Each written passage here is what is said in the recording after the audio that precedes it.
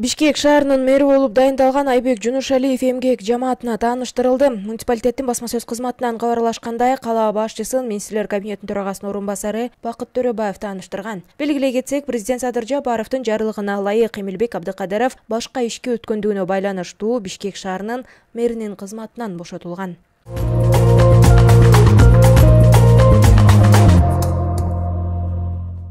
Сосновка постунда оор жүк ташуучу унааларга коюлган чектөө алынды. Бул тууралуу Кыргыз автожол мамлекеттик ишканасынан билдиришти. Маалыматка ылайык, учурда жолдорду кардан тазалоо жана инерттик материалдарды себүү иштери жүргүзүлүүдө. Белгилей кетсек, кечээ 31 октябрда аба ырайынын кескин начарлашынан улам Сосновка постунда саат 13:00дон тарта оор жүк ташуучу унааларга убактылуу чектөө киргизилген.